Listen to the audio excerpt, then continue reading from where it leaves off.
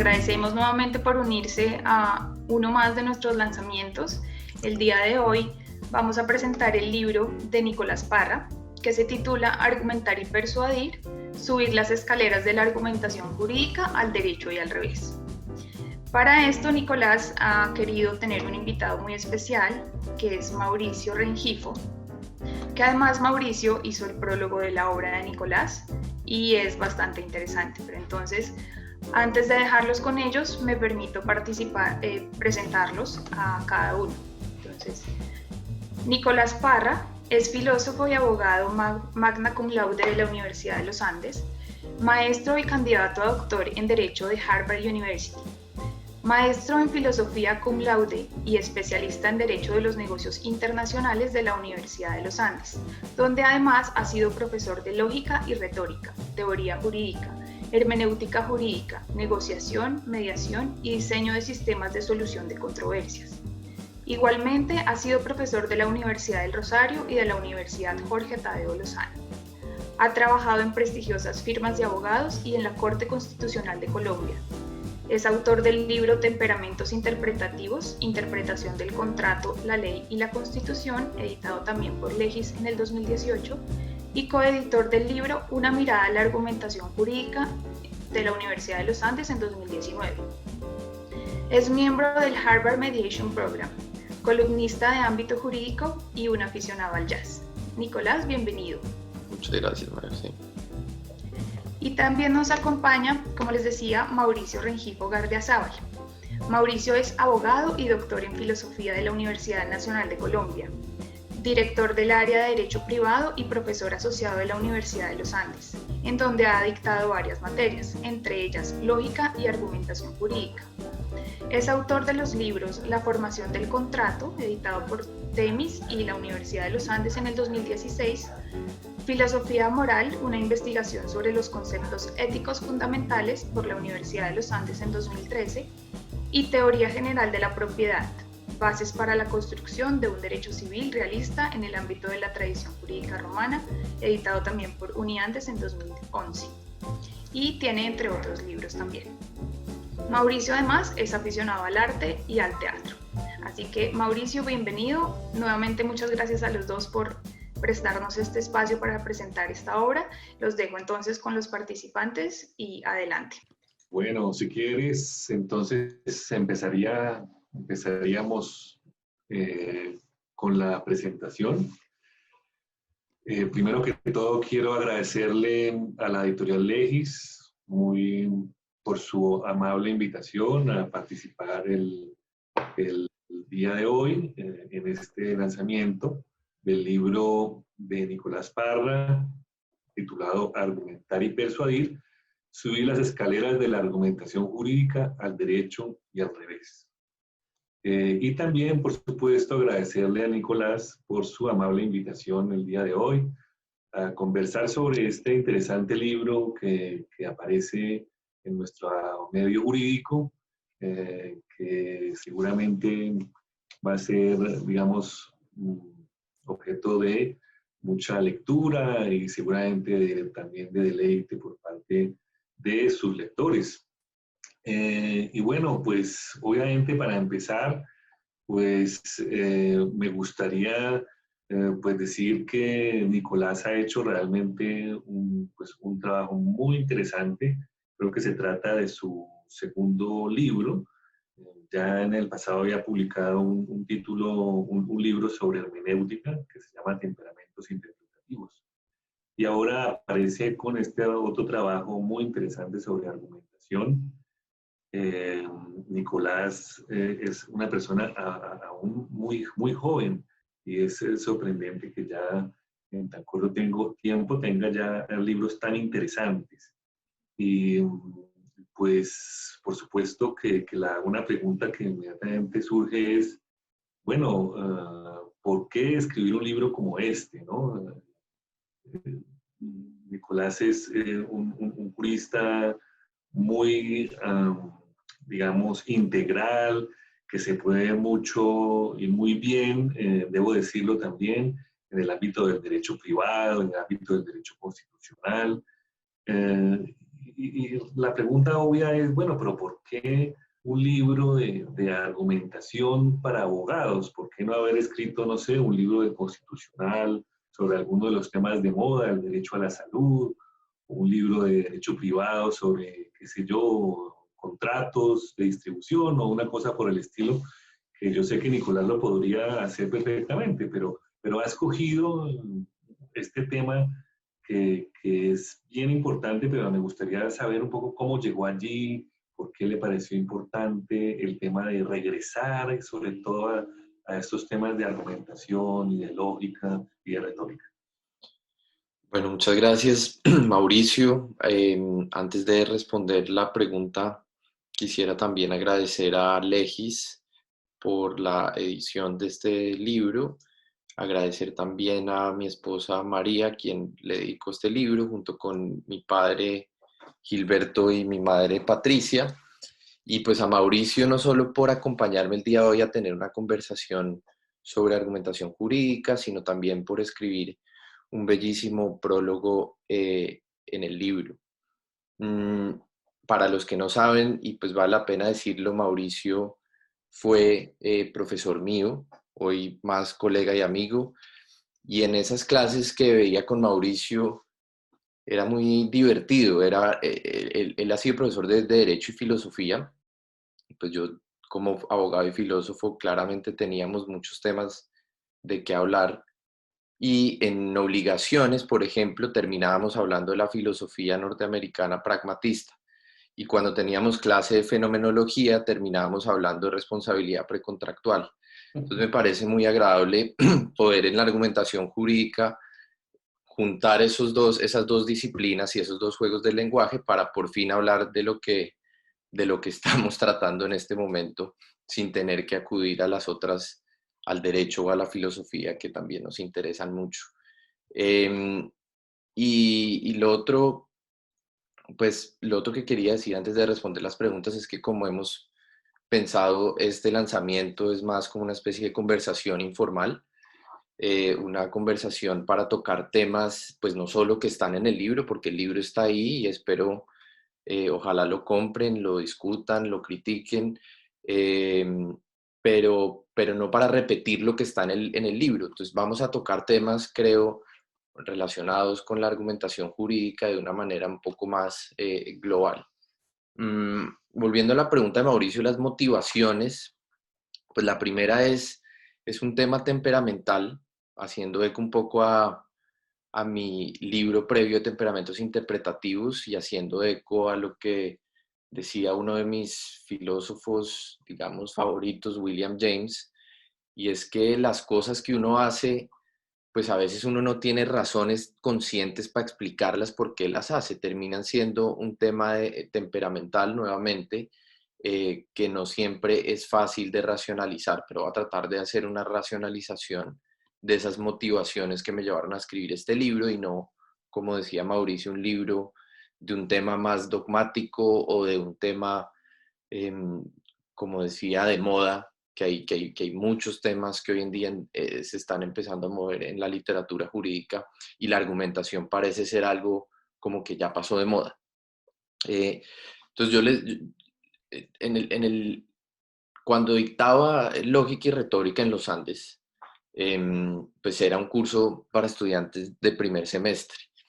Y me acuerdo pues que en la primera clase yo les decía a los estudiantes que en este curso iban a aprender o por lo menos a tratar de aprender a leer, escribir y pensar, y les insistía que esas iban a ser actividades infinitas, que iban a ser actividades que nunca concluirían en su vida profesional.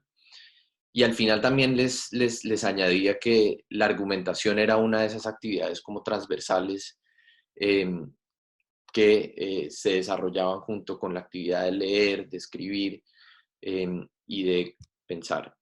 Y creo que eso me llevó en ese curso como a explorar un poco lo que se ha escrito en materia de argumentación jurídica. En ese momento, pues lo que existía en Colombia era muy poco. Estaba un libro de Anthony Weston que todavía se lee mucho, que se llama Las claves de la argumentación. Había empezado a salir literatura de la Escuela de Girona de argumentación jurídica muy interesante. a veces un poco técnica para un estudiante de primer semestre. Y lo que traté con este libro es mostrar que la argumentación es una actividad que surge desde nuestras conversaciones más domésticas hasta nuestras conversaciones teóricas, técnicas, o en el caso del derecho, hasta nuestros litigios en las altas cortes, por decirlo así, o las discusiones que se llevan a cabo en las altas cortes. Es algo que permea completamente la cotidianidad, no solo del abogado, sino del ser humano. Y un poco para mostrar esto, me acuerdo que les decía a mis estudiantes que piensen en un niño o una niña. Hoy en tiempos de pandemia, pues esto puede tener aún más sentido, ¿no? Que quiere seguir jugando, que quiere salir a jugar, y uno como padre o madre le dice que no puede salir porque tiene que hacer tareas. Muy seguramente el niño o la niña frustrada preguntarán que por qué no pueden salir a jugar o por qué no pueden seguir jugando. Y ahí entrarán en un juego de la argumentación, en un juego en el que el niño o la niña pedirán razones a sus padres para someter y para soportar, ¿no?, esta prohibición. Y creo que en el derecho ocurre algo muy similar, ¿no? Es un juego de dar razones, convencer a nuestros interlocutores, comprendiendo pues que es un juego, creo que está en el medio de dos polos. Es un juego donde no hay la certeza absoluta, matemática, geométrica, de cómo deben ser las cosas, y es un juego que tampoco está como en la discrecionalidad total, donde no estamos jugando con reglas y con una especie de técnicas que nos permiten movernos en ese espacio intermedio. Entonces creo que eso es lo interesante del derecho, y por eso escribí este libro, que espero tenga no solo una audiencia para abogados, sino también una audiencia para personas que simplemente quieran afinar sus herramientas de escribir y argumentar. Y ya para empezar este diálogo, solo me gustaría añadir una cosa, y es explicar un poco por qué el título. ¿Por qué subir escaleras de la argumentación jurídica al derecho y al revés hace parte del título? Y esto es, digamos, una cuña a uno de mis eh, cuentistas, literatos favoritos, Julio Cortázar. Julio Cortázar escribió en el 62 un libro de viñetas, como pequeños cuentos, instrucciones para hacer actividades cotidianas, como instrucciones para conducirnos en los velorios, instrucciones para subir escaleras, instrucciones para llorar, etcétera, etcétera. Y en ese libro Cortázar cuenta que estaba viendo en los 50, en el teatro de los Champs-Élysées, un concierto de Igor Stravinsky. Y en el entreacto comenta Cortázar que se fueron las personas y él se quedó solo. Y según él aparecieron estos personajes extraños, indefinibles, cómicos, divertidos, que después, que según él se llamaban cronopios, pero pues yo no sé si así se llamaban o él decidió que así se llamaban. El caso es que decide a partir de esto crear estos personajes en este libro que se llama Historia de Cronopios y Famas, el libro que les estoy comentando, y es un libro que, digamos, estructura de alguna manera este libro. En ese libro, Cortázar incluye un texto que se llama Instrucciones para subir la escalera. Y básicamente es un texto cómico en el que nos explica cómo subimos escaleras, ¿no? Y nos dice cosas como: cuidado, confunde el pie con el pie, porque si confunde el pie con el pie se va a tropezar, y cosas de ese estilo. Cuando se los pongo a leer a los estudiantes, a veces no entienden muy bien como por qué estamos leyendo esto, y menos por qué lo estamos leyendo en una clase de argumentación jurídica. A lo que yo les digo que lo que está tratando de hacer Cortázar es lo que yo llamo el mandato cortázariano. Es tratar de reflexionar en nuestras prácticas cotidianas, en nuestras rutinas, en esas cosas que hacemos habitualmente sin darnos cuenta, como el hecho de subir escaleras, y yo diría, cómo argumentar. Constantemente estamos argumentando a pesar de que no nos demos cuenta de que estamos ejerciendo esa actividad. Y al igual que la argumentación, la escalera es una metáfora, creo, atinada, porque en la escalera estamos tratando de pasar de un piso a otro, o de un peldaño a otro, o de un nivel a otro, y en la argumentación ocurre algo parecido. Pasamos de unas premisas, unas creencias, a otras, que serían las conclusiones. Y la pregunta es cómo logramos pasar de esas premisas o de ese peldaño a otro peldaño. Usualmente usamos la argumentación para persuadir al otro, para que el otro modifique sus creencias, eh, module sus emociones, cambie sus conductas, y para eso necesitamos dar razones, como al niño o a la niña que los padres le dicen que no puede ir a jugar porque estamos en medio de una pandemia y no podemos salir, o cualquier razón que a ustedes se les ocurra. Y la segunda parte del libro utilizo otro texto de Cortázar que publicó unos 7 años después, que se llama El último round, en el cual Cortázar habla de instrucciones para subir la escalera al revés. ¿Qué significa subir la escalera al revés? Y entonces ahí vuelve a hacer un texto Cortázar de las instrucciones, de cómo subir escaleras, pero girándonos 180 grados. Y claro, pues eso es una actividad bastante peligrosa, la posibilidad de caerse aumenta, cosas de ese estilo. En el libro utilizo esa imagen para mostrar que no solo tenemos que aprender las reglas y técnicas de argumentación para pasar de un peldaño al otro, sino que tenemos que entender qué es lo que hace la argumentación en el derecho y en nuestras relaciones humanas, porque a veces termina creando, diría yo, en la parte que yo llamo en el libro la crítica a la argumentación jurídica, ciertas domesticaciones, implanta algunas ideologías, genera unos neoformalismos, distancia el derecho de la vida cotidiana, creando unas nuevas tecnologías que las personas tienen que acudir para, como diría Kafka, golpear las puertas de la ley y acceder a ella. Entonces, ese sería las razones más generales. Y sí, creo que pues hay muchos temas importantes, digamos, de moda hoy en día. Mucha gente está haciendo temas de derecho y tecnología, más a raíz de estos tiempos pandémicos.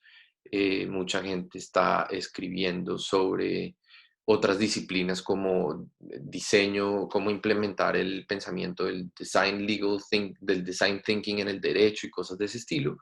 Pero yo creo que es importante volver a entender qué es lo que hacemos todos los días los abogados. Y no había visto, o pues digamos en Colombia no muchas personas estaban preocupadas o trabajando ese tema.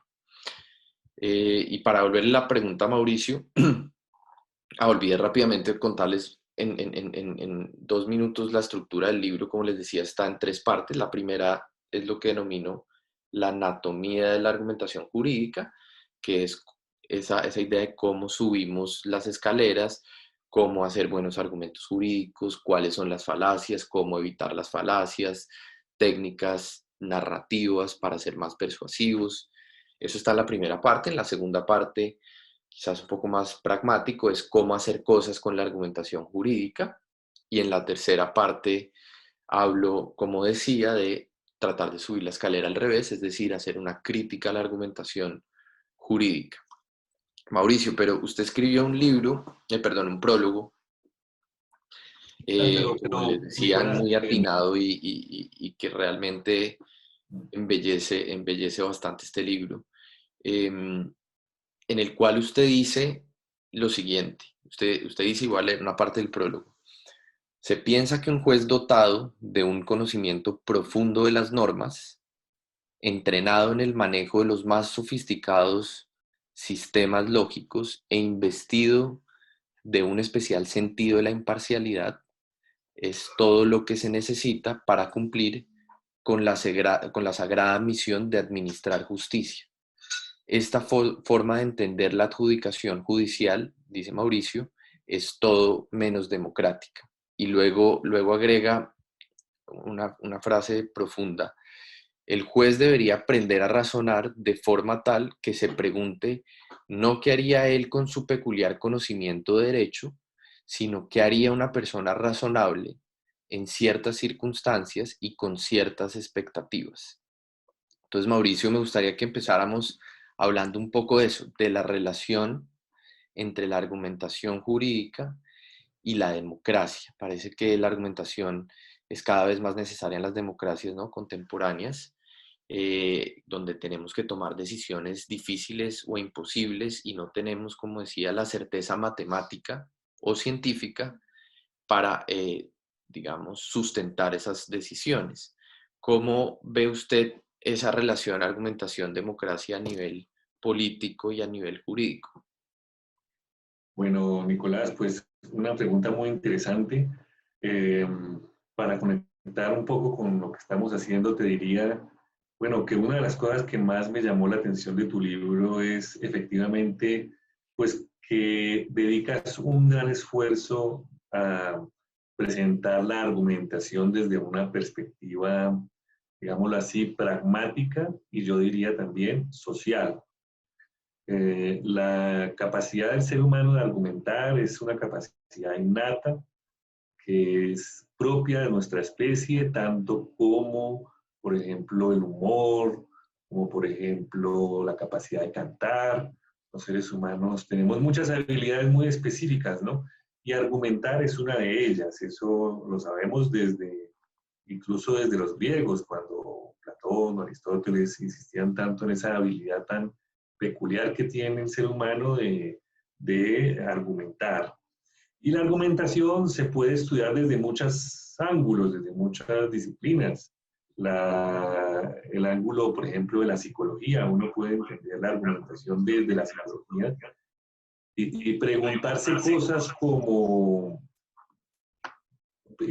cosas como qué es el pensamiento, cómo es el razonamiento correcto, por qué las personas a veces se equivocan al argumentar.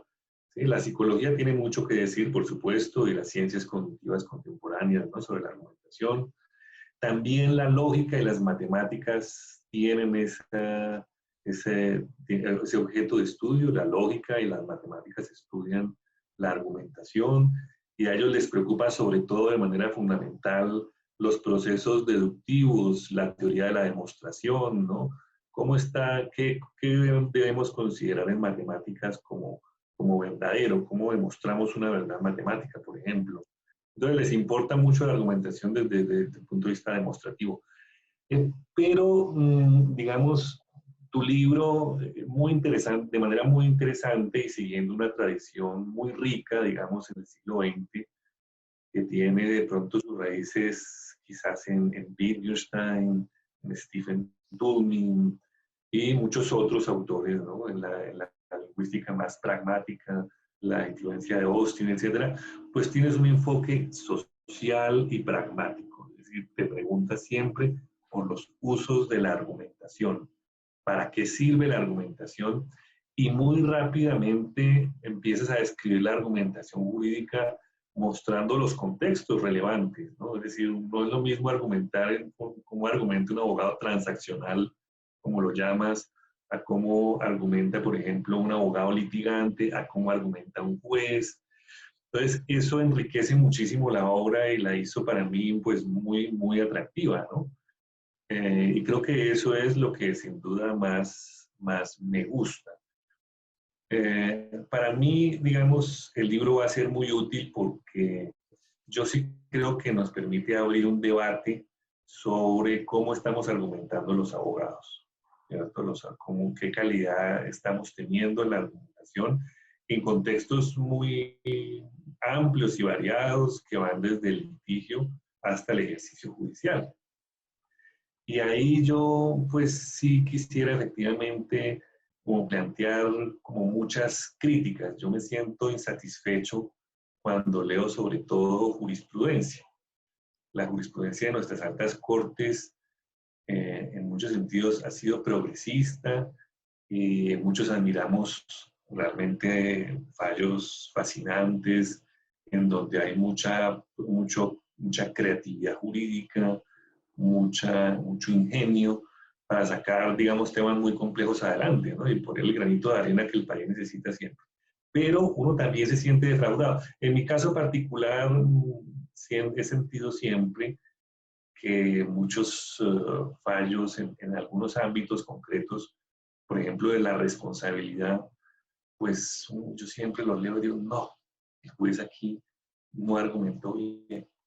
Esto es realmente una lista inconexa de temas, de citaciones, y no encuentro el argumento sólido y me siento incluso a veces decepcionada porque a veces uno empieza a leer el caso, se forma su opinión y dice, oiga, aquí en este caso de responsabilidad civil, la víctima debía haber obtenido una indemnización y el juez dijo que no con unos argumentos tan pobres, ¿no? En el que uno dice, oh, pero ¿cómo es posible que se produzca semejante injusticia? Y creo que eso pues lo sentimos todo el tiempo los abogados que nos dedicamos a temas de contratos de responsabilidad, en donde yo creo que ha predominado lo que yo llamaría, Nicolás, el juez intuicionista. El juez intuicionista es el que, digamos, tiene una concepción de lo que es justo y él cree que, digamos, lo correcto es hacer un esfuerzo de pensar el caso y de proponer una solución, incluso más allá de los argumentos que le han dado los litigantes, las partes en controversia.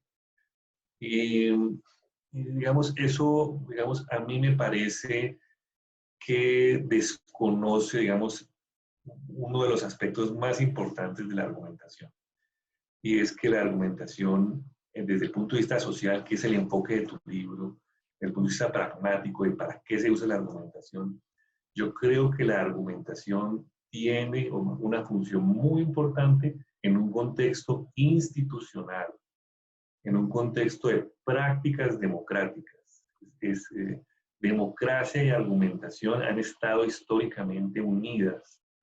No decidimos que la mejor forma de gobierno es la democracia simplemente porque unos filósofos abstractos decidieron que esa era la mejor forma de gobierno, sino porque hemos aprendido que en la conversación, en el diálogo, en la discusión, muy probablemente se toman mejores decisiones que uno metido por allá en su oficina a priori pensando que ya encontró lo que es justo.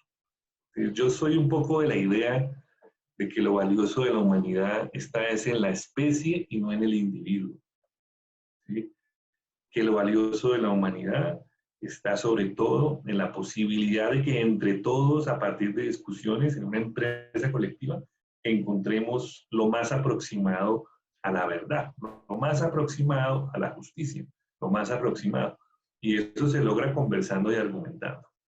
Y eso es lo que yo creo que no pasa mucho en nuestros procesos judiciales. Que, digamos, nuestros jueces, por ejemplo, digamos, nos hemos acostumbrado a que no haya prácticas muy democráticas en un juicio, ¿no? Y eso se nota en muchísimos casos, en muchísimos ejemplos. Solo voy a citar rápidamente para no extenderme mucho, digamos, un par de ejemplitos que yo creo que para mí ilustran mi punto.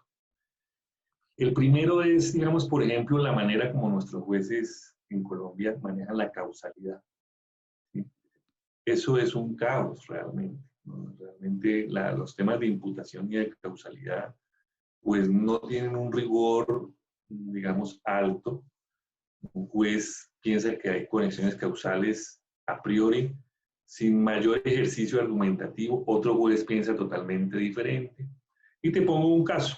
El caso de los ejemplos famosos que citan tanto la doctrina, que son casos académicos, por ejemplo, los casos cáscara de huevo, por ejemplo. Los casos cáscara de huevo tan famosos, ¿no? ¿Qué pasa si una persona golpea a otra y esta persona resulta, por ejemplo, con un problema en los huesos y se le lesiona gravemente, digamos, el organismo, sus funciones, se producen fracturas?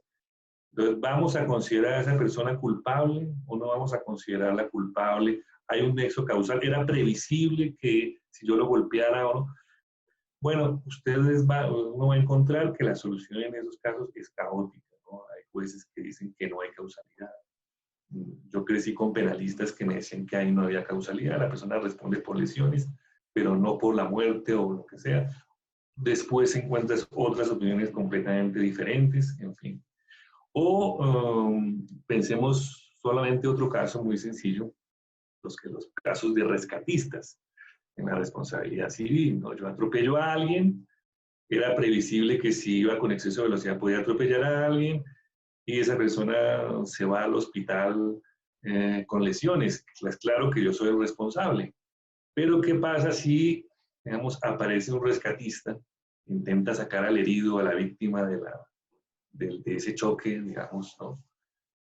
Y esa persona que es un rescatista imprevisto por mí, eh, pues resulta también lesionada, se le queman las manos. ¿Debo yo responder o no? Encuentras de nuevo, ese es un típico caso de causalidad, en donde tú vas a encontrar un juez intuicionista que resuelve el caso sin mucha argumentación, con unas teorías abstractas. ¿Qué pienso yo? Que ahí es donde tiene que entrar la democracia, que tienes que consultarle a la sociedad qué es lo que ellos consideran previsible y qué es lo que no consideran previsible. Por eso es que en ciertos juicios es muy importante que la comunidad pueda pronunciarse. Aquí derogamos los juicios por jurados hace años y nos pareció maravilloso porque es económico y más eficiente. Pero sí será que realmente eso fue bueno. Ya para terminar, un último casito que yo pongo para que ustedes me entiendan, porque yo insisto tanto en que la argumentación es muy importante, pero que la argumentación debe ser democrática. Veamos los típicos casos de personas que se quedan dormidas al volante. Se quedan dormidas al volante y entonces se produce un accidente, mueren varias personas, en fin. Bueno, ¿esa persona es culpable o no es culpable? De nuevo, el juez intuicionista, que cree que puede resolver los problemas a priori, decide que es culpable. Y después otro dice que no, que ya no le pareció que era. No hubo un ejercicio argumentativo en donde uno puede decir qué es lo que una persona razonable podría hacer. Y eso necesita consulta democrática, necesita argumentación. Yo creo que nos hace mucha falta la argumentación democrática en la adjudicación judicial, Nicolás. Y por eso tu libro me ha gustado tanto, porque tiene ese enfoque social, ese enfoque pragmático, que le está diciendo a la gente, mire, argumentar correctamente supone, digamos, la posibilidad de pensar, digamos, cómo solucionar los casos en un grupo de personas que pueden hablar, que pueden intercambiar opiniones, que pueden someter a discusión las ideas que tiene cada uno. Y eso va más o menos decantando lo que yo diría que es la respuesta razonable, ¿no? ¿Qué es un buen argumento en derecho? Tiene que ver mucho con eso, ¿no? ¿Qué es un buen argumento? Eso es como yo lo veo, y por eso fue que agradecí tanto tu libro, ¿no? Porque es un libro muy pensado desde lo social y estamos necesitando mucho ese enfoque. Porque te cuento, también hay muchos libros de argumentación que se enfocan solamente en el punto de vista lógico, y en ese punto de vista lógico, pues el problema de la validez se vuelve un problema puramente formal y olvida las finalidades de la argumentación. Sí, de acuerdo. Solo un pequeño comentario. Digamos, la función de la argumentación, y estoy completamente de acuerdo con lo que dijo Mauricio, se va modulando dependiendo del contexto y dependiendo de los participantes. En el libro no solo trato de responder la pregunta abstracta de qué es la argumentación, sino quién argumenta, para qué argumenta, a quién se argumenta, quién es la audiencia. No es lo mismo, desde luego, argumentarle a un juez que argumentarle a una contraparte en una negociación contractual, que argumentarle a un cliente en el cual uno le está explicando cuáles son las posibles estrategias en un caso. Entonces uno tiene que adoptar una especie de política de la audiencia. Y comparto con Mauricio que a veces se reduce la argumentación jurídica a la lógica jurídica.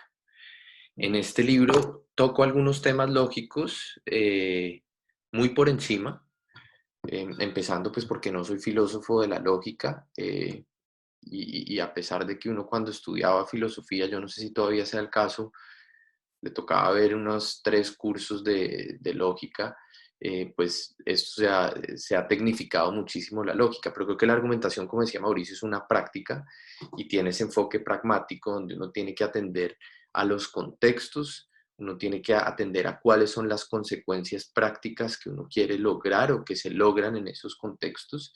Y si uno hace una especie de anatomía y diseca el argumento, pues uno podrá ver que en derecho los argumentos tienen premisas normativas y en las premisas normativas pues incluyen desde luego las fuentes del derecho o los oráculos, como diría Holmes, del derecho que uno está utilizando para mostrarle a un juez cómo debe fallar un caso, por ejemplo. Y esos oráculos o esas fuentes o esas fuentes de derecho no solo son reglas, hay muchos principios, hay muchos criterios, como decía Mauricio, como la buena fe, que es previsible e imprevisible. Y ese tipo de categorías, que no es fácil definirlas y mucho menos materializarlas y aplicarlas a los casos concretos. Entonces, ahorita las grandes discusiones, ¿no? Es qué tan previsible es, digamos, los efectos que ha tenido el COVID-19 en ciertos contratos, hasta dónde va esa previsibilidad y hasta dónde no.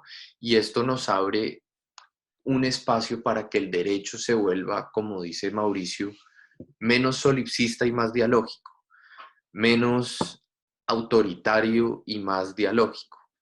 Un derecho en el cual sus participantes y representantes, empezando por los abogados, comiencen a entender que no tienen la verdad revelada, se entiendan como seres falibles que saben que sus creencias más nucleares pueden estar equivocadas y se expongan a discutir eso con otras participantes de la comunidad política o jurídica para tratar de dar la mejor respuesta posible en ese escenario.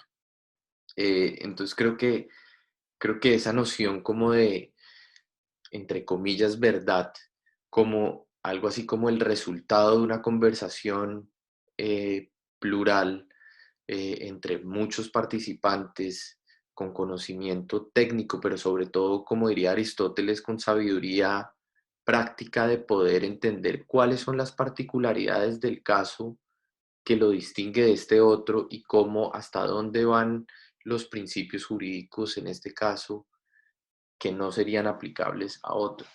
Entonces creo que esa es una de las grandes ventajas que tiene volver o reenfocar nuestra atención en la argumentación en estas sociedades democráticas contemporáneas. En ahí yo, Nicolás, quisiera también agregar que tu libro también es muy valioso porque hace algo que un autor muy importante para todos nosotros los abogados hizo hace varios siglos, me refiero a Jeremy Bentham. Bentham, el padre del utilitarismo, el padre del positivismo jurídico también, ¿no?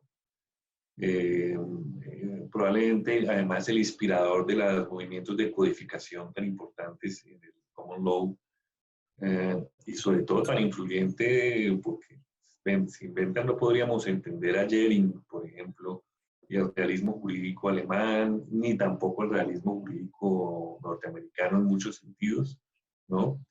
Y Schelling es además, déjame recordar un poco eso también, y es que Bentham y el utilitarismo son los padres de la democracia moderna. Cuando hablamos de democracia, no hablamos de ese sistema griego que existió tan solo unas cuantas décadas en Atenas, sino que los utilitaristas inspiraron seriamente, digamos, el movimiento de la democracia representativa.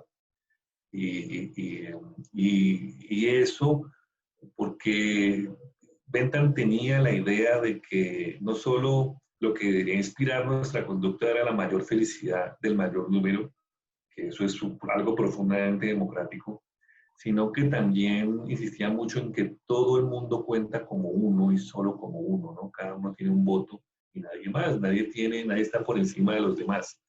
Entonces hay unos principios de libertad y de igualdad en la obra de Bentham muy importantes. ¿Por qué menciono a Bentham? Porque no solo es el padre de la democracia, del positivismo jurídico, el enemigo número uno de la metafísica en el derecho, sino porque él escribe un libro que se llama Falacias Políticas. Ese libro, Falacias Políticas, es muy interesante porque hace todo un repertorio de la misma forma como lo hacía Aristóteles en su famoso órgano, ¿no? Las reputaciones sofísticas, en donde va identificando cómo la gente argumenta mal y mal y mal, como tratando de enseñar a las personas qué argumentos son buenos y cuáles no.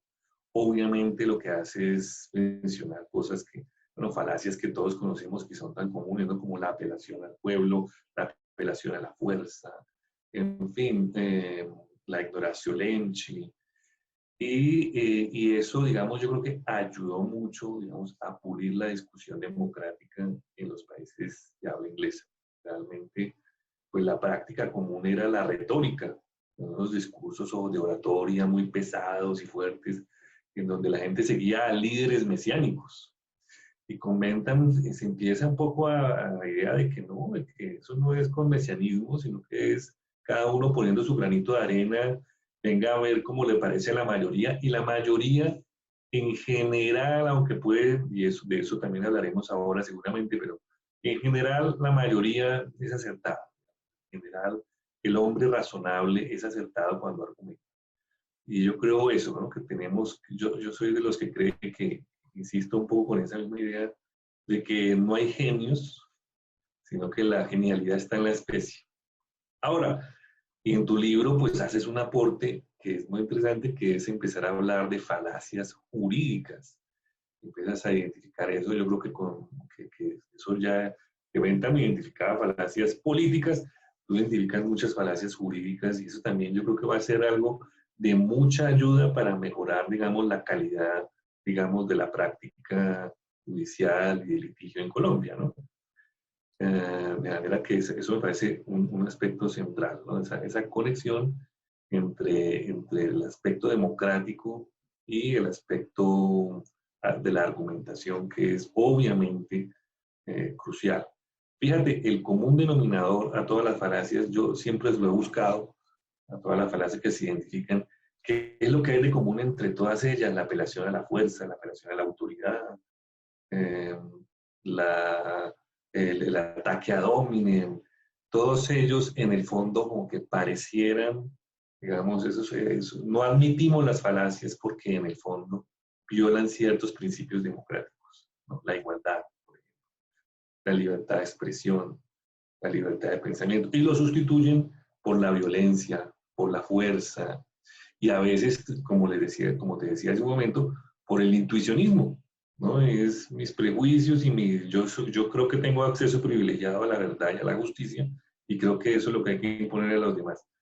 Entonces, muy valioso en tu libro, digamos, esa conexión que yo creo que es sobre todo tan pertinente para estas épocas de la posverdad, en donde, digamos, hemos vuelto, digamos, a esas ideas de que de pronto argumentar no es tan importante, es mejor ser, digamos, un buen un manipulador de los medios, ¿no? Entonces, volver a eso, y en el derecho sí que es importante también que nuestros jóvenes desde un comienzo sean, digamos, estén muy entrenados, casi como tú lo dices, para subir y bajar las escaleras muy rápidos y detectar rápidamente, oiga, aquí no hay escalera, aquí falta un peldaño, o cuidado se va por ahí porque, ¿cierto? Y cuando falta el peldaño es que estamos fallando, es cuando otra vez estamos cometiendo las falacias en la argumentación jurídica. De acuerdo. Y usted mencionaba, Mauricio, el tema de la retórica, y creo que vale la pena explicarlo porque pues el título es Argumentar y Persuadir, y a muchos se les vendrá en la cabeza, bueno, ¿cuál es la relación, si la hay, entre argumentación y retórica? Para mí, por ejemplo, y creo, yo no sé si en esto estamos de acuerdo o no, pero yo creo que la retórica pues es un término que se utiliza de muchas maneras. Es un término que en el sentido más peyorativo eh, alude a una persona, cuando uno dice esta persona es retórica, a alguien que engaña, a alguien que utiliza el discurso para mostrar el argumento débil como el argumento más fuerte, cosas de ese estilo. Pero en su sentido antiguo, que es el que creo y quiero recuperar en este libro, tendríamos que remontarnos al sofista griego Gorgias, a Platón también, desde luego después, en su diálogo con el mismo nombre del sofista, Gorgias también, quien, por cierto, para mí es como de los primeros que conceptualiza una primera forma de argumento jurídico. Gorgias, para los que no lo han leído, tiene tres textos, pues, tiene tres textos y hay un apócrifo, pero de los famosos es su defensa a Helena, ¿no? El encomio a Helena, en el cual trata de defenderla frente a las alegaciones de la época que ella fue la culpable de la guerra de Troya. Tiene otro texto que se llama El poema del no ser, que entra en una discusión con Parménides, y creo que ahí ese es el texto que me interesa, porque él dice, y esto va a sonar metafísico, abstracto para muchos de los que nos están escuchando, pero vean cómo de ahí se puede derivar una primera forma de argumentación jurídica. Y Gorgias dice, nada es, incluso si es, no es cognoscible, e incluso si es cognoscible, no es comunicable. Y así es como nosotros en los abogados a veces utilizamos la argumentación, es decir, la forma lógica sería algo así como eh, yo no incumplí el contrato, pero si lo incumplí, usted hubo fuerza mayor, pero digamos que no hubo fuerza mayor, en todo caso, este contrato no cumple con los requisitos de existencia porque, o de validez porque hubo un vicio en el consentimiento. Entonces, Gorgias es el primero que se da cuenta un poco como las muñecas rusas que los abogados cuando litigamos ponemos para probar una condición, un montón de antecedentes que deben darse primero y la frase favorita, al menos de los litigantes, es en aras de la argumentación y sin concederlo, y entonces le conceden el punto a la otra parte, pero les dicen, si usted quiere igual probar eso que usted tiene que usted dice, tiene que demostrar esto y esto y esto otro.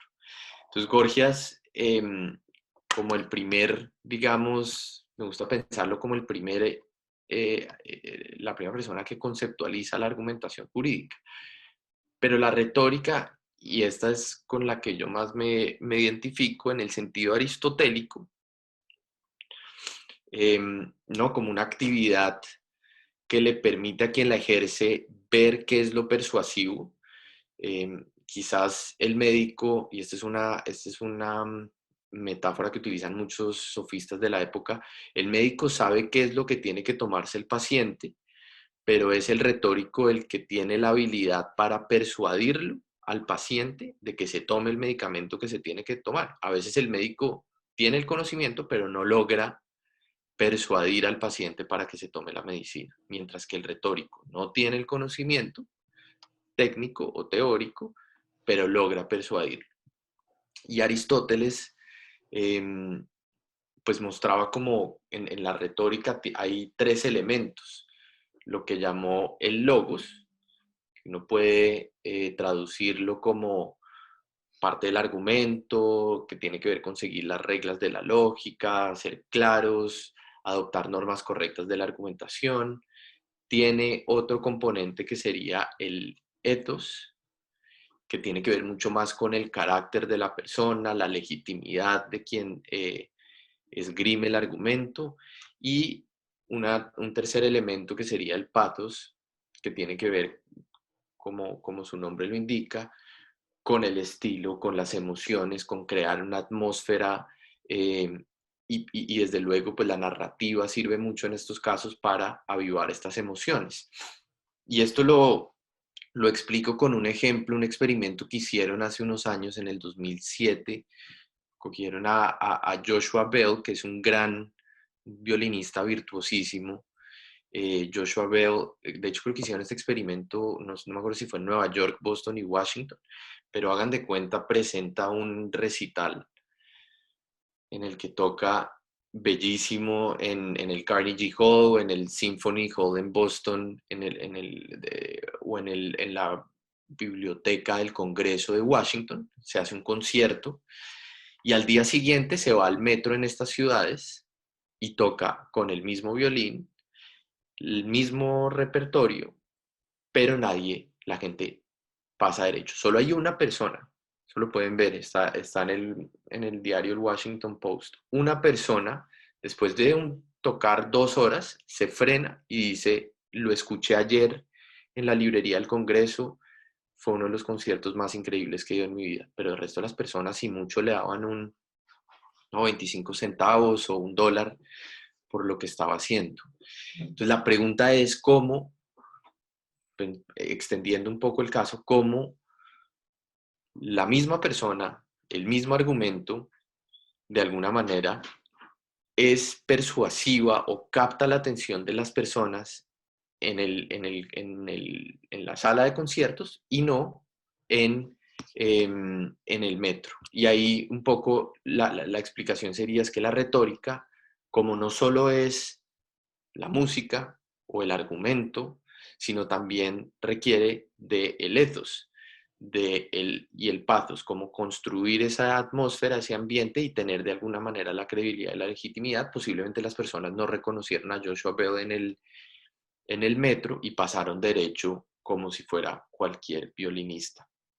Entonces creo que para mí la relación entre argumentación y retórica es indisociable. Yo sé que hay personas que creen que la retórica ya ha muerto, pero yo creo al contrario. Yo creo que hay estudios que también han extendido la retórica no solo al uso de lingüístico, sino también a la retórica visual y en el mercadeo, como a veces a partir de las imágenes también de alguna manera estamos tratando de persuadir a la audiencia a actuar o sentir de cierta forma. Y lo que quería mostrar es con esos 2 títulos que cuando uno logra entender el poder que existe o que tienen los abogados con la argumentación, la retórica, pues uno tiene que ser muy consciente de cómo limita ese poder. Porque como decía Gorgias, el discurso puede moldear el alma de las personas y eso es un poder muy grande y a veces los abogados no somos conscientes de todo ese poder que tenemos y creo que deben existir formas para mitigarlo. No sé usted cómo ve ese tema de la retórica y de la argumentación, Mauricio. Bueno, fascinante también ese tema. Yo creo que la retórica es también otro enfoque más con el que se puede estudiar la argumentación. Así como hablábamos al comienzo de que existe una argumentación analizada por los psicólogos o por los lógicos y los matemáticos, y también una argumentación más pragmática analizada digamos, por los políticos y por los abogados, pues también, digamos, la retórica sería una disciplina más que yo creo también no ha muerto para nada y que es muy importante y muy valiosa para tener en cuenta en la formación de los jóvenes abogados. Y cuando pienso retórica, pues no tengo otra escape que pensar en el enfoque entre tantos que hay en la retórica. Digamos, hay muchos enfoques, hay algunos positivos, otros negativos. Yo creo que el enfoque griego en la retórica es más bien negativo, ¿no? Yo creo que Platón, Aristóteles, en general tenían una visión más bien negativa de la retórica, casi que al mismo nivel que el poeta, ¿no? Como que el poeta era un mago, una persona que le inspiraba un furor divino y que su actividad era irracional y eso no les gustaba. Y el poder del retórico pareciera como similar. al de la persona que cantaba la poesía, ¿no? Es decir, al guión cantando poesía. Y yo creo que ese enfoque tal vez es un enfoque que se explica por la posición política de ellos. Platón, Aristóteles, no es que fueran muy amigos de la democracia. Yo preferiría pensar en un enfoque diferente, que yo creo que conectaría mucho con lo que tú estás proponiendo en tu libro. Y es un enfoque más tomado desde Cicerón, ¿cierto? Claro, Cicerón era pues también un académico, en el fondo, ¿no? Un lector de Platón y de Aristóteles, a quienes admiraba mucho, pero creo que en la concepción de la República Romana, digamos, fue muy importante el desarrollo tanto del derecho civil, el jus civile, como de la retórica, ¿no? Hay que recordar que Cicerón consideraba, llegó a escribir un libro perdido actualmente de derecho civil y también un libro y bueno, pues todos sabemos que él tiene sus 3 libros sobre retórica y todos los discursos que se conservan. Pero detrás de las ideas de Cicerón estaba esa tesis de que la retórica era necesaria para la república, porque era la forma de estudiar la argumentación de manera tal que se pudiese, digamos, poner en contacto al político, al magistrado, con la sociedad. Entonces, y sobre todo, se le concebía como una herramienta para defender los valores republicanos. Y eso es algo que incluso lo volvemos a ver en el Renacimiento con todos estos lectores de Cicerón, ¿no? que rescatan las ideas de Cicerón y de alguna manera luchan también por la república en Italia, en el Renacimiento.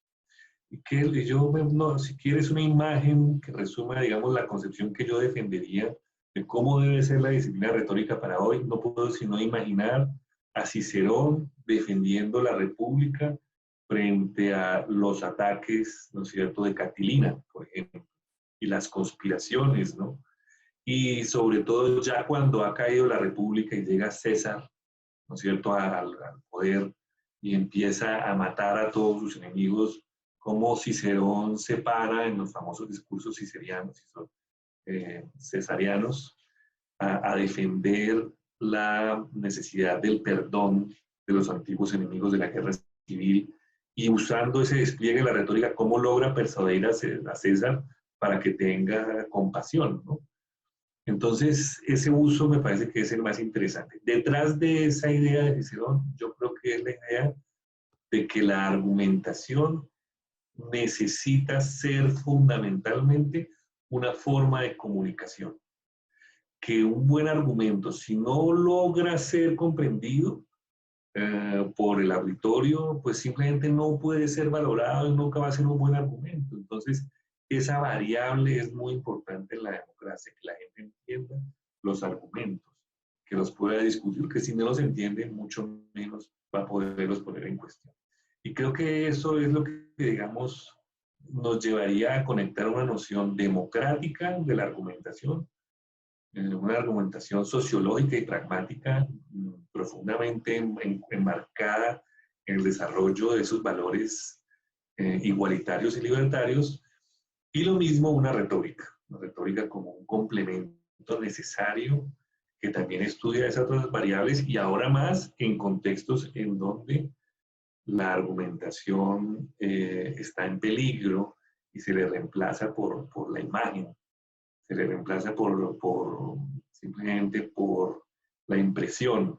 Eso no es comunicación. Entonces hay que entrar a mirar y a investigar cuál sería la nueva retórica de hoy, ¿cierto?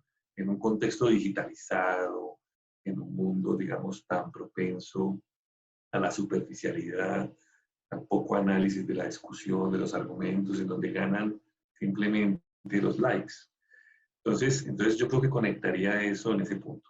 Creo, Nicolás, que se nos está acabando el tiempo y no puedo dejar de preguntarte, por supuesto, por la educación, ¿no?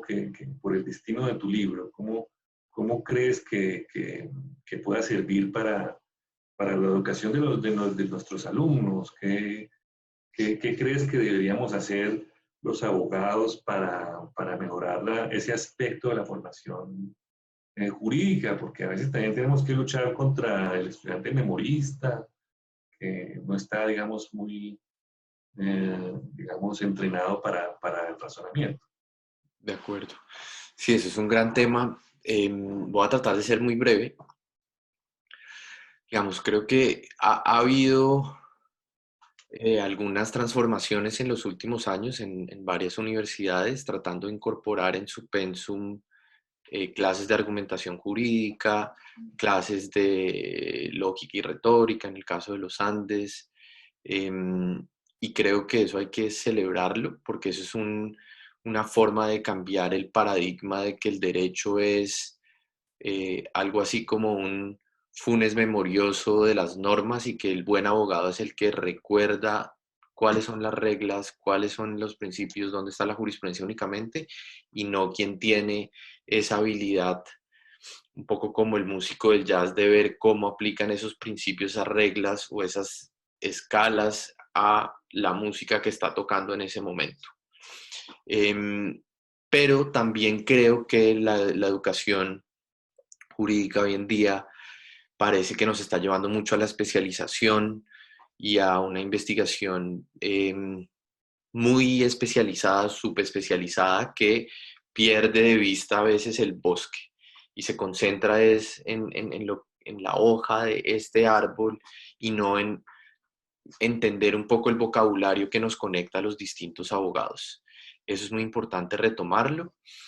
Y de la educación también, y esto lo digo más en la parte de la crítica de la argumentación, creo que hay que incluso ir un poco más allá del paradigma de la argumentación o de la persuasión para entrar en un paradigma de la escucha o en un paradigma en el que el diálogo, como decías, Mauricio, al inicio, sea la forma en la que tratemos de habituar a los futuros abogados a ejercer el derecho, donde tal vez el litigio o la mentalidad adversarial no sea la reacción inmediata o el tipo de actitudes que queremos cultivar necesariamente, sino que tratemos de enseñarles cómo negociar en la sombra del derecho y no solamente cómo litigar en el derecho.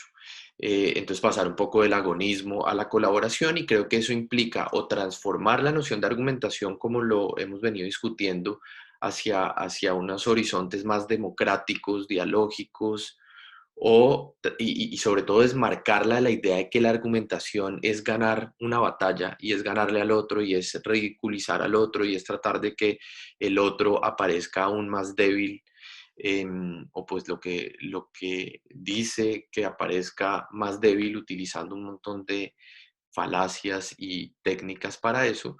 En ese sentido, que, creo que hay que retomar las formas que nos lleven a que el derecho reconecte con la vida social, con las personas, que las personas se sientan que van a la puerta de la ley y no que están entrando a un lugar absolutamente extraño, que no solo no conocen las normas, no solo no conocen la alquimia de las normas, sino que además tienen que aprender a hablar o argumentar de cierta forma para poder tener acceso a ese juego.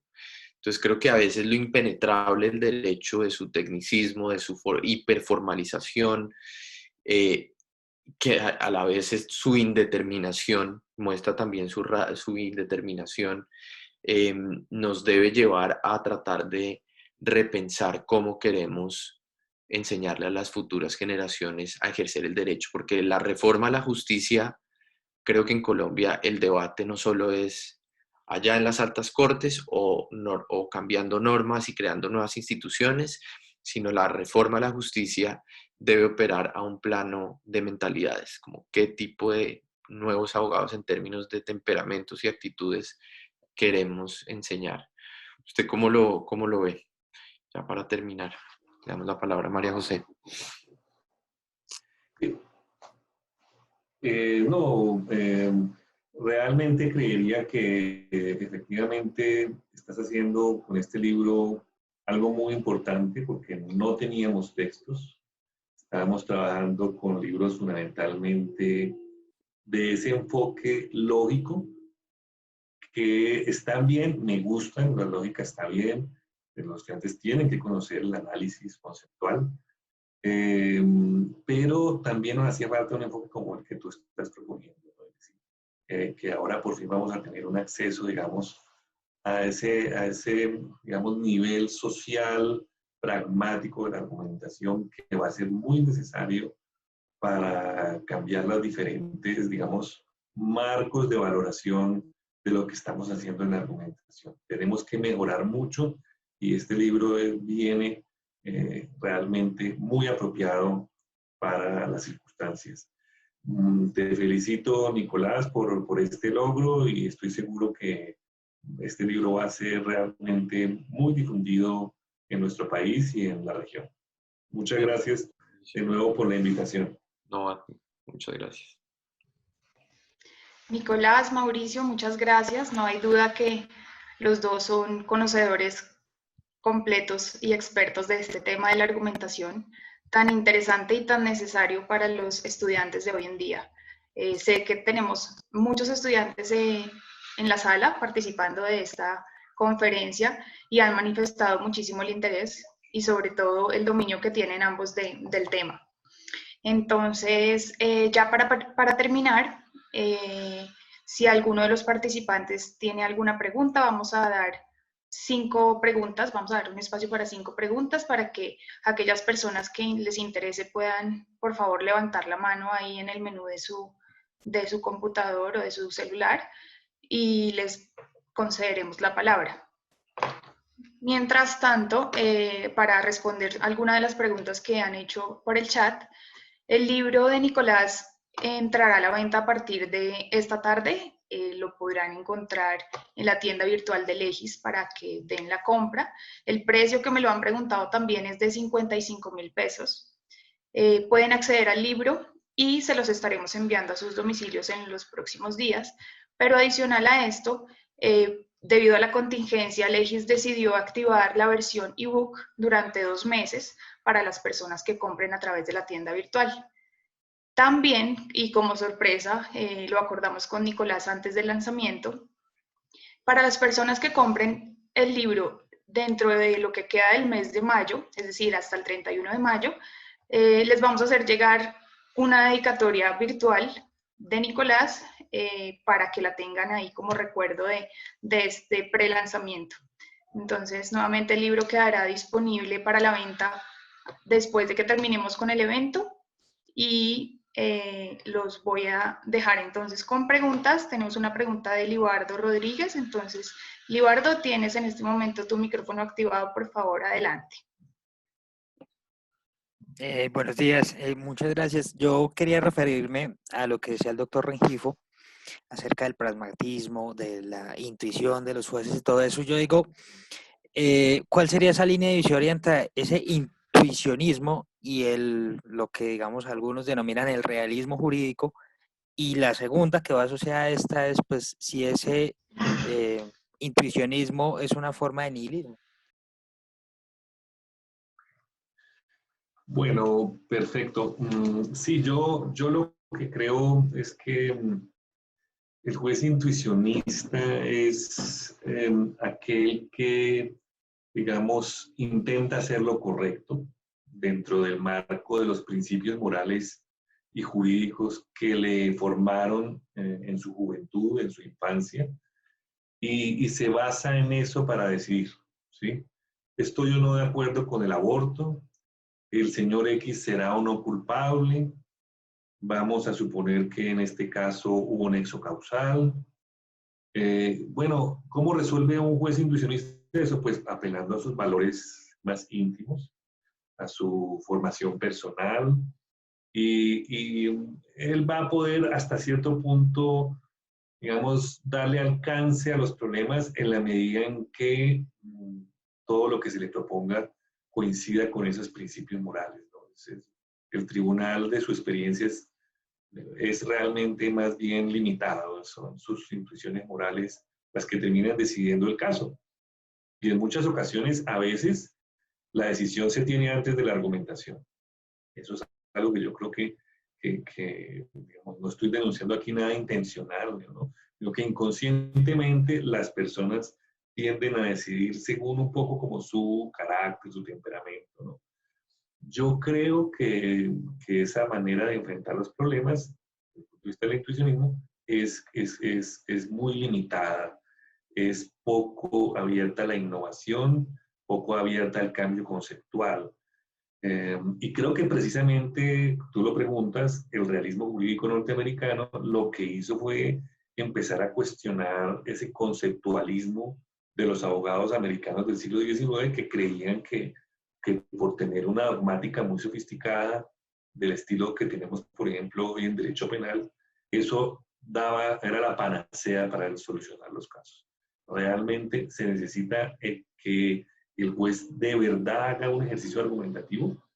Y ahí mi recomendación es que si no es posible que haya jurados ni haya democracia, porque eso puede ser muy costoso o muy dilatorio para los procesos, por lo menos que los jueces sí tengan unos test muy importantes en donde ellos puedan aplicar a los casos en todos los ámbitos, no solo en el ámbito constitucional, que la Corte ha sido innovadora en eso, sino también en el ámbito penal, en el ámbito civil, en el ámbito comercial, y eso mejoraría mucho la calidad porque le obligaría al juez a argumentar con unos procedimientos muy claros e identificables. Muchas gracias.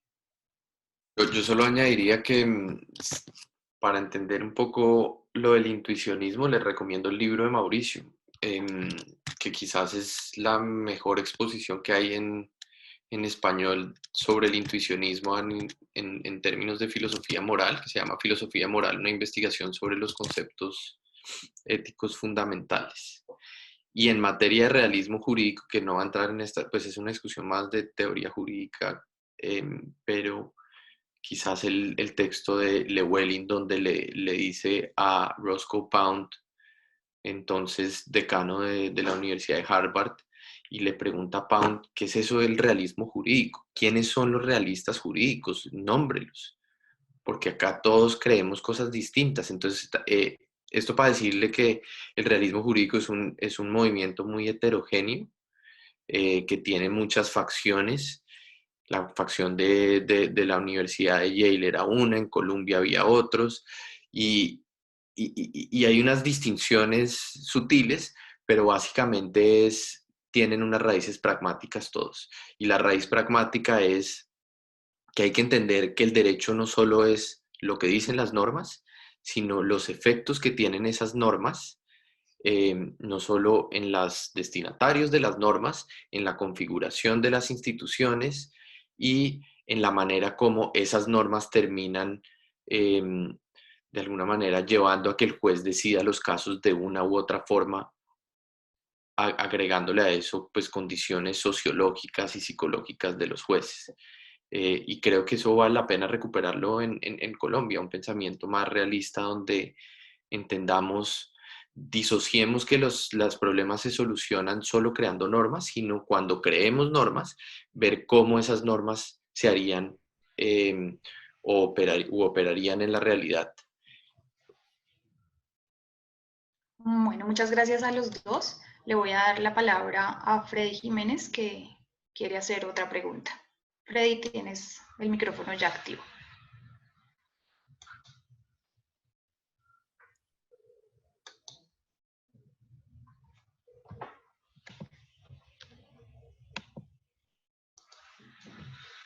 Bueno, parece que Freddy se fue. Entonces vamos a darle la palabra a Álvaro Córdoba, por favor. Álvaro.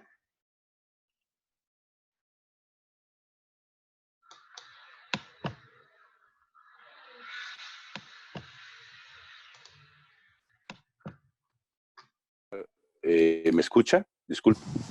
Aló, aló. ¿Sí me escuchan? Sí, adelante. Ok. Sí, Aló. mira, bueno, muchas gracias por la invitación. Me parece un tema súper interesante. Tengo una pregunta muy concreta y es, pues los que ya somos abogados de tiempo atrás y que nos formamos en buenas universidades, pero donde la teoría jurídica y todos los estudios y el canon, el pensum de teoría jurídica no estaba tan desarrollado como ahora, quisiera uno como actualmente retomar esos temas y empezar a hacer un pequeño estudio sistemático, porque hay muchas escuelas, uno empieza a revisar escuelas de Alemania, las realistas, Atienza en España, qué sé yo. ¿Cuál sería su recomendación para hacer un estudio sistemático, serio, obviamente no tan extenso y ir a tantas fuentes, sobre todo el tema de la argumentación y finalmente uno empieza a tomar o identificarse con la teoría que más le convenga o que más se identifica? ¿Qué recomendarían ustedes? ¿Qué libro recomendarían para hacer ese estudio sistemático? No sé si me explico, pero pienso que es necesario porque a veces uno va a una librería, quisiera hacerlo y encuentra una cantidad de textos y todos pueden ser muy importantes, pero nuestros ejercicios laborales nos impiden pues profundizarlo todo. Muchas gracias. Mauricio, ¿empieza usted? No, adelante, Nicolás, adelante. A ver, yo diría solo dos cosas antes de la recomendación bibliográfica, y es que la teoría jurídica no solo es una disciplina como muchos la perciben de obtener conocimiento, digamos, abstracto sobre el derecho, conceptual, histórico.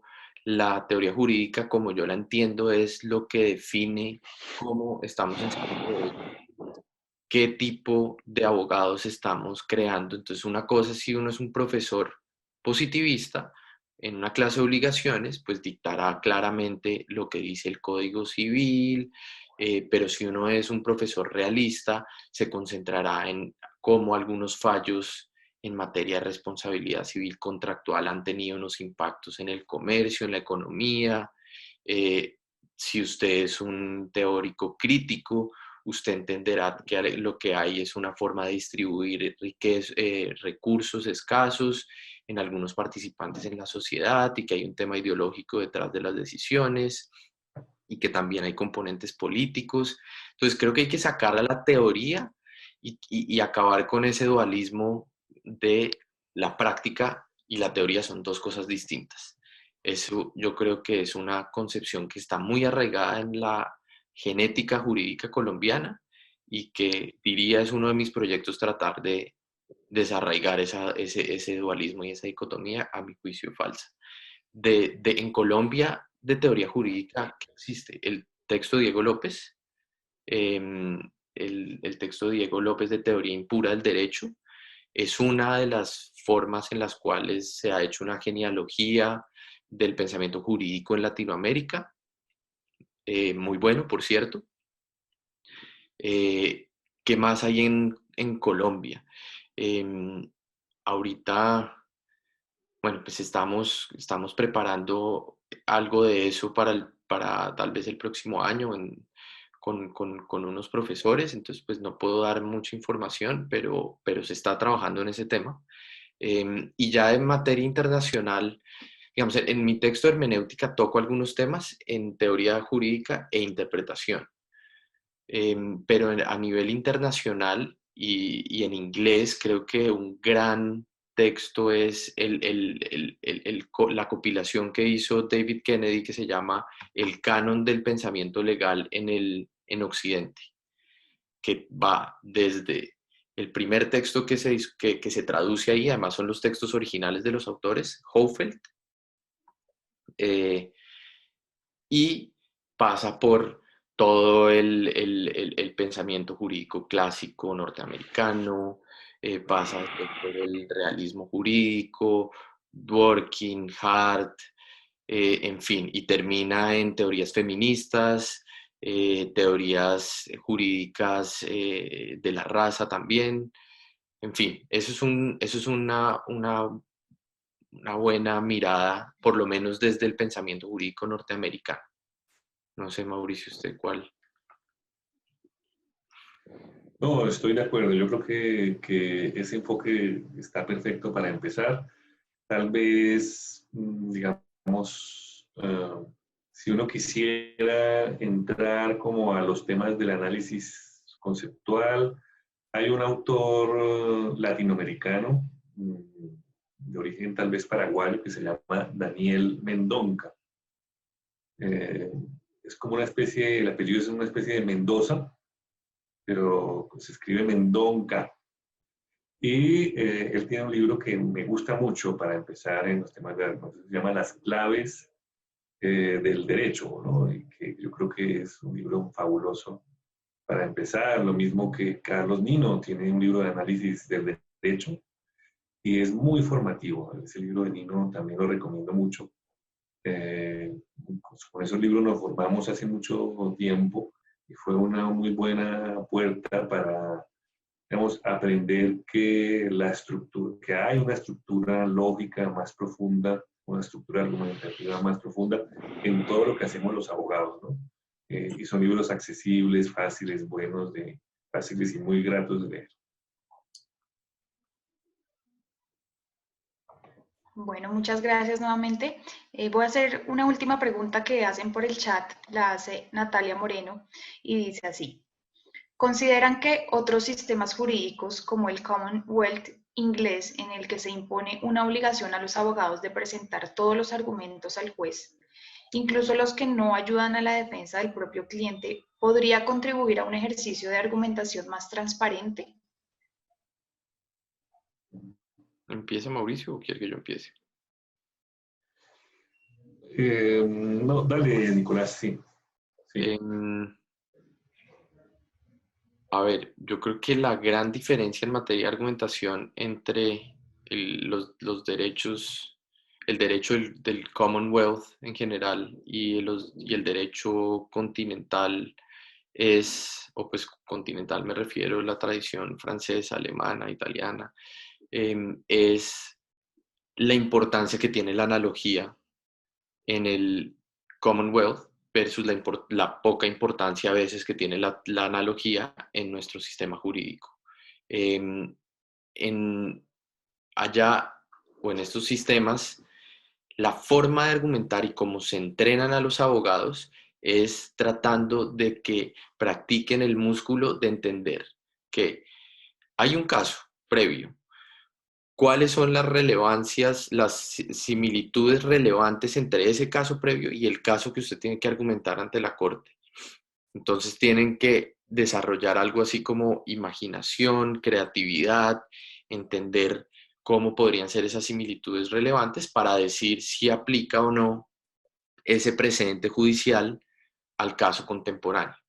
En nuestro sistema jurídico, pues la analogía no es una fuente principal de derechos, es auxiliarmente, a veces casi que criterio de interpretación, y en la educación jurídica tampoco hemos afinado mucho en tratar de